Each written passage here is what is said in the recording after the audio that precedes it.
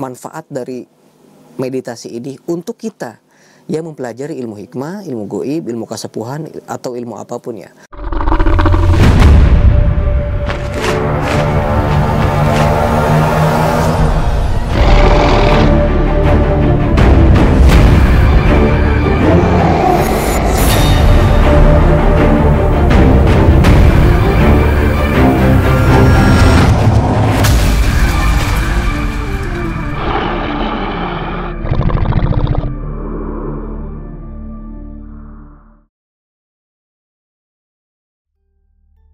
Assalamualaikum warahmatullahi wabarakatuh. Ketemu lagi dengan saya Ki Bagus Purwas. Salam spiritual. Apa kabar sedulur semua? Semoga semuanya selalu dalam keadaan sehat walafiat dan selalu diberikan rezeki yang banyak oleh Allah Subhanahu wa taala. Amin ya Allah ya rabbal alamin. Jadi seperti yang saya bahas pada video kemarin itu ya, kita bahas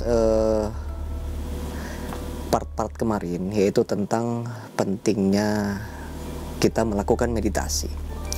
Kemarin itu kan sudah saya bahas ya poin-poin penting dalam proses meditasi itu sendiri dan berbagai manfaatnya dalam dunia spiritual. Bagi sedulur yang memang belum menonton, itu disarankan agar silahkan sedulur tonton terlebih dahulu video-video yang kemarin. Supaya apa? Supaya pembahasan pada video kali ini tuh nyambung nantinya. Jadi pentingnya meditasi ini sedulur, kemarin kan saya bahas yaitu tentang ketika kita ingin membuka mata batin, itu kan sangat penting sekali karena bisa mempercepat dalam proses terbukanya mata batin itu sendiri. Terutama bagi sedulur yang memang selama ini sangat susah dalam membuka mata batin gitu ya, dalam melakukan penerawangan, maka dibutuhkan yang namanya meditasi gitu ya. Terus kemudian ketika kita ini saya bahas yang poin kemarin dulu ya, ketika kita ingin menginstal dan mengekstrak kemampuan atau ilmu-ilmu dari leluhur kita pada zaman dulu, sehingga kemampuan atau ilmu-ilmu yang mereka tirakati bertahun-tahun pada zaman dulu itu bisa kita serap, bisa kita aktifkan, dan bisa kita install di dalam tubuh kita, sehingga kita itu akan mempunyai kemampuan instan, secara instan begitu ya. Ketika leluhur kita itu pada zaman dulu itu mempelajari ilmu kanuragan misalnya, maka kita akan bisa menguasai ilmu kanuragan yang leluhur kita pada zaman dulu itu pelajari. Makanya kan kemarin itu waktu itu saya bilang bahwa leluhur kita itu nggak perlu yang namanya buku, nggak perlu yang namanya kitab. Silahkan orang-orang Belanda itu gitu ya, silahkan bakar aja kitab-kitab yang kita buat, silahkan kalian pelajari sendiri aja kitab-kitab yang kita buat.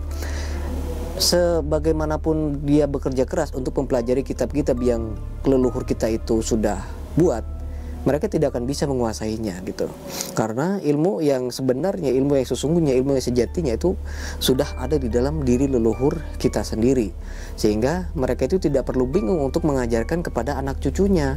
Nggak perlu pakai buku, nggak perlu pakai kitab, nggak perlu diturunkan kitabnya turun-temurun, karena ilmu-ilmu tersebut itu sudah ada di dalam diri leluhur kita pada zaman dulu dan akan menurun secara otomatis sehingga pada zaman kita saat ini begitu. Itu salah satu persoalan yang waktu itu pernah saya bahas. Dan juga apalagi sebenarnya manfaat dari meditasi ini untuk kita yang mempelajari ilmu hikmah, ilmu goib, ilmu kasepuhan, atau ilmu apapun ya. Sebenarnya bukan hanya dalam hal mata batin, terawangan, dan juga untuk mengekstrak ilmu leluhur, bukan hanya itu saja, tapi dalam kehidupan sehari-hari pun kemarin juga sudah saya bahas, yaitu untuk melatih kesabaran dalam diri kita. Banyak orang yang ketika dia itu emosi, ketika itu dia dipancing emosinya oleh orang lain, tapi dia malah terdiam saja, dia malah santai saja, seolah nggak terjadi apa-apa, karena orang yang seperti itu biasanya adalah orang yang sering melakukan meditasi begitu sedulur. Makanya sangat banyak sekali manfaatnya, sangat banyak sekali keistimewaannya dalam proses meditasi ini. Nah makanya nanti sedulur ketika melihat misalnya orang ya yang mempelajari tenaga dalam, itu kebanyakan mereka itu menggunakan teknik meditasi ya sedulur. Ketika kebanyakan praktek tenaga dalam itu menggunakan olah pernafasan begitu ya, misal Allah gitu ya, banyak sekali macamnya. Nah itu mereka kebanyakan itu ya tidak semua ya, tidak semua, tapi 90 atau 80% itu kebanyakan menggunakan teknik meditasi. Lah lagi-lagi kan meditasi gitu ya, lagi-lagi meditasi. Nah sedangkan ketika ada orang, apa sih manfaatnya meditasi bagi kita yang pengamal ilmu hikmah ini? Ya itu sudah saya jelaskan dalam proses pembelajaran tenaga dalam pun itu dibutuhkan yang namanya meditasi kan gitu. Ya mungkin selalu bisa lihat sendirilah dari berbagai perguruan gitu ya. Ada yang misalnya duduk sila gitu, duduk sila sambil tangannya dibuka kayak gini di atas lutut, dan ada juga meditasi yang prosesnya itu apa sambil berdiri. Sebenarnya macam-macam meditasi itu, nggak harus duduk bersila, kaki kanan disimpan di lutut kiri, nggak hanya seperti itu aja, banyak metode, banyak cara, banyak tekniknya. Setiap perguruan, bahkan setiap agama pun mungkin mempunyai teknik atau cara yang berbeda-beda. Begitu, tergantung dari bagaimana dalam pemraktekannya nanti. Begitu, sedulur. Nah, lalu apa lagi? Sebenarnya banyak ya, bukan hanya terawangan, bukan hanya tenaga dalam, bukan hanya mengekstrak ilmu leluhur ya. Bahkan dalam kehidupan sehari-hari pun, ketika kita menginginkan tubuh yang sehat, ketika kita menginginkan pikiran yang jernih, itu kita itu harus harus membiasakan diri untuk bermeditasi gitu. Nah bermeditasi ini sebenarnya sangat bermanfaat ya bagi kesehatan kita, terutama untuk pikiran. Kebanyakan itu kan ketika orang yang sakit, orang yang tidak sehat itu kebanyakan rata-rata itu dari pikirannya. Yang kedua kan dari makanan.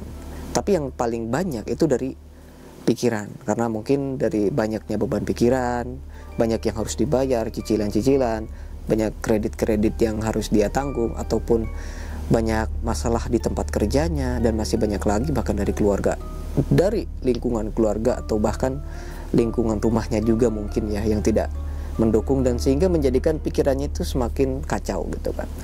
Nah dari pikiran yang kacau ini mungkin bisa juga mengakibatkan tubuh menjadi tidak fit dan akhirnya menjadi sakit-sakitan. Nah itu ya yang saya jelaskan, bahkan penyakit yang disebabkan karena pikiran itu insya Allah bisa disembuhkan juga dengan proses meditasi ini. Karena apa? Karena meditasi ini itu sebenarnya mengosongkan pikiran, membuang semua beban pikiran, membuang semua pikiran-pikiran yang apa ya istilahnya membebani diri kita sendiri, yang seharusnya meskipun kita pikirkan atau tidak ya hasilnya tetap sama aja. Masalah apapun gak akan bisa terselesaikan kalau kita nggak menyelesaikannya. Begitu.